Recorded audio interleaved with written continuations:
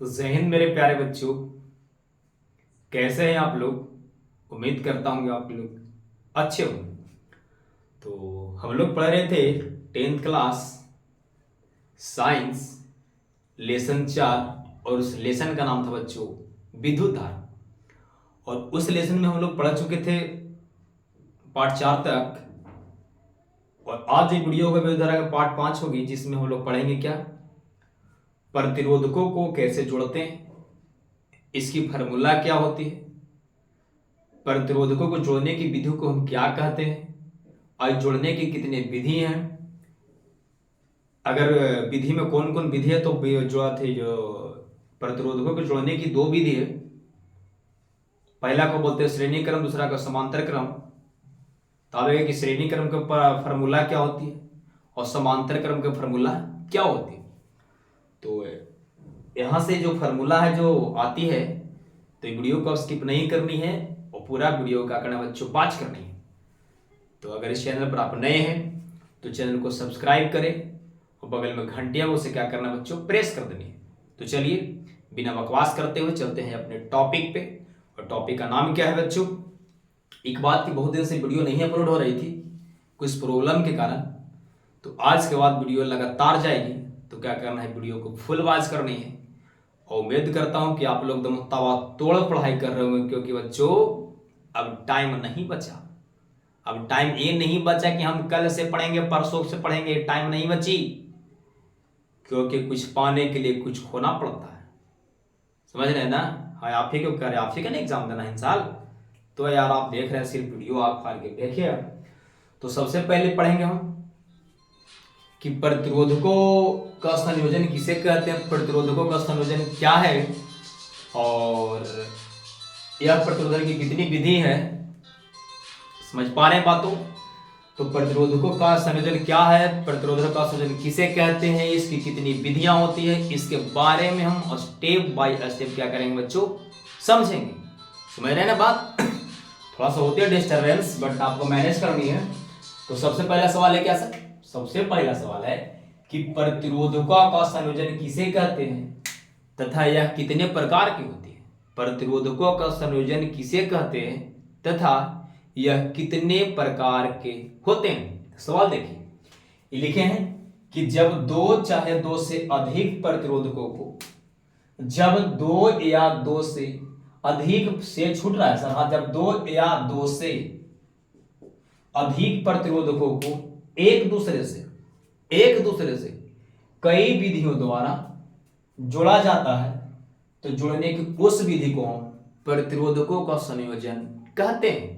फिर से देखिए, आपको नोट करनी है चीजों को। प्रतिरोधकों का संयोजन किसे कहते हैं सर, तो लेंगे जब दो या दो से अधिक प्रतिरोधकों को एक दूसरे से कई विधियों द्वारा जोड़ा जाता है, तो उसे हम प्रतिरोधकों का संयोजन कहते हैं। इस जोड़ने की कितने विधि बच्चे, दो विधि है। पहला श्रेणी क्रम, दूसरा समांतर क्रम। ध्यान दीजिए, श्रेणी क्रम में क्या होता है सर, श्रेणी क्रम मतलब यह है एक आगे फिर जुटेगा, एक आगे फिर जुटेगा, माने एकरे में सीधे जुटल चल जाएगा तो श्रेणी क्रम। ओहो, मतलब एक में जुटेगा सर, एक आगे फिर जुट जाएगा, फिर इसका आगे जुट जाएगा, श्रेणी क्रम हो जाएगा। हाँ, वो श्रेणी क्रम हो गया। ऐसे समांतर क्रम एक होगा, दूसरा का समांतर क्रम। समांतर को समांतर क्रम का दूसरा नाम है पार्श्व क्रम। ठीक है। प्रतिरोधकों को जोड़ने की कितनी विधि है बच्चों, दो। पहला समांतर क्रम, दूसरा श्रेणी क्रम। चाहे कोई बोल देगा सिर्फ कोई बोल देगा पहले है श्रेणी क्रम, तो गलती हो जाएगा ना यार, दोनों बोलो ना यार। एगो श्रेणी क्रम, एगो समांतर क्रम। कोई बोलेगा पहले समांतर क्रम तो श्रेणी, उससे क्या दिक्कत है, दोनों बोलिए। तो पहला है बच्चों कौन क्रम, श्रेणी क्रम, और दूसरा है समांतर क्रम जिसे बोलते हैं पार्श्व क्रम। श्रेणी क्रम क्या होती है बच्चों, एक पहला जुड़ा, जैसे में देखिए यहां श्रेणी क्रम, यहां से प्रतिरोधक एक है, यहां से एक भी, और फिर यहां से एक दूसरा है, और फिर यहां से दूसरा है। देख रहे हैं ना, यहां से धारा जा रही है, वोल्टेज यहां दिए हैं, यहां स्विच लगाए हैं, एस मतलब स्विच, यहां वोल्टेज मतलब बैटरी है, चाहे कुछ विभवांतर बैटरी है, यहां से धारा बह रही है और जा रही है। तो एक यहां पर लगा है प्रतिरोधक ए बी, फिर प्रतिरोधक लगा है बी सी, फिर प्रतिरोधक लगा है सी डी। ये दोनों पर तीनों प्रतिरोधक है।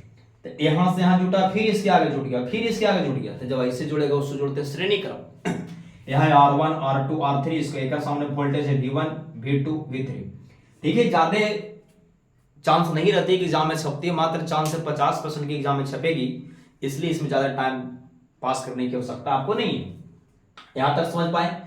तो यह समान श्रेणी क्रम, समांतर क्रम देखिए क्या होता है, नीचे देखिए यहां अलग अलग वोल्टेज, यहां अलग अलग स्विच, जब हम स्विच को ऑन करेंगे तो यहां से धारा बह रही है, और फिर यहां से 3 प्रतिरोधक निकल रहे, यहां से वो ऐसे निकला था, यहां निकला R1, फिर यहां से सीधे निकला R2, और फिर यहां से ऐसे करके यहां निकला R3।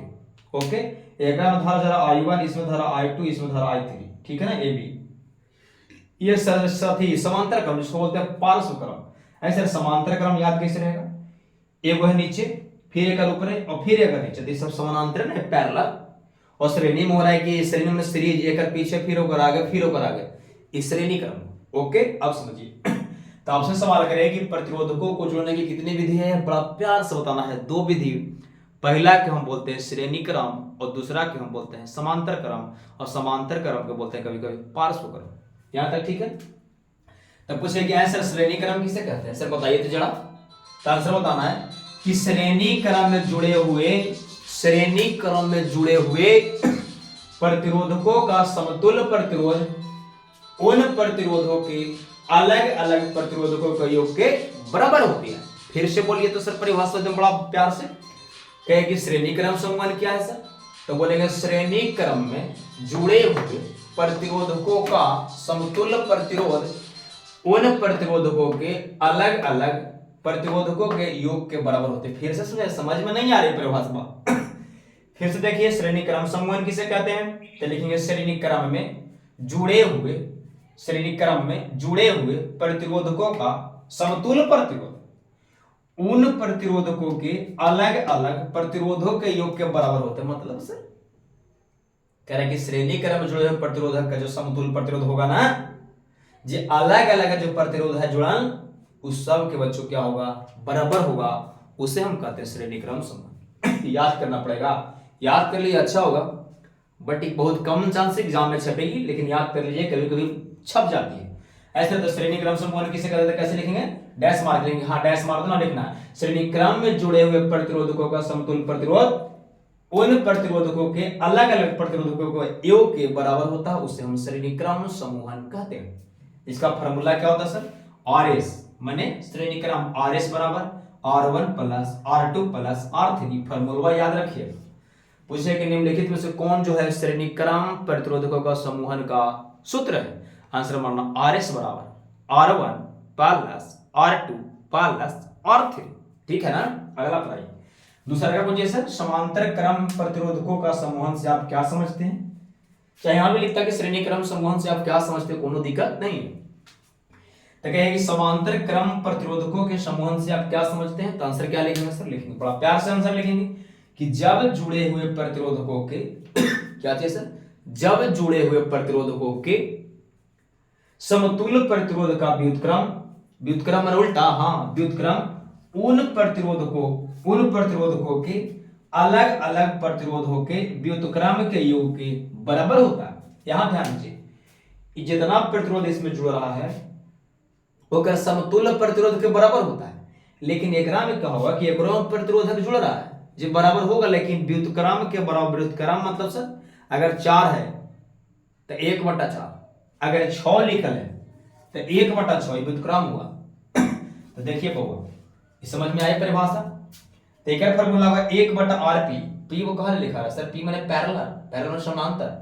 1/Rp बराबर 1/R1 plus 1/R2 plus 1/R3।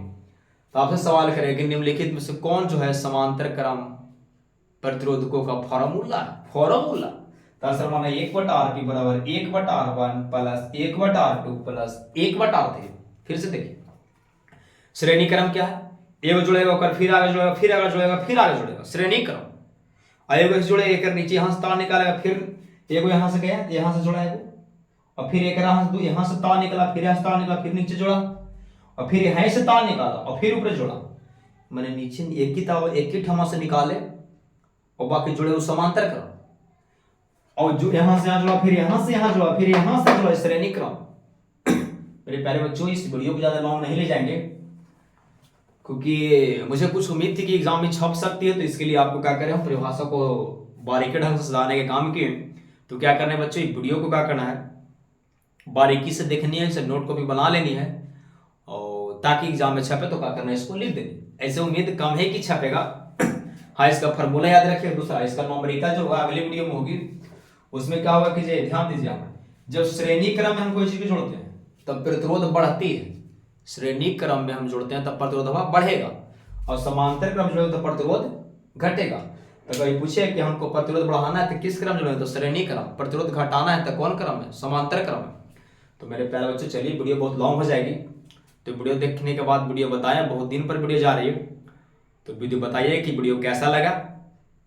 Comment जरूर करें, क्योंकि आपका कमेंट का बच्चों में इंतजार करता हूं। एक सवाल कर रहा है, उसका आंसर देना है कि विद्युत धारा की असह्य मात्रा क्या होती है। विद्युत धारा की असह्य मात्रा क्या होती है। तो वीडियो कैसा लगा, वीडियो देखने के लिए थैंक्स।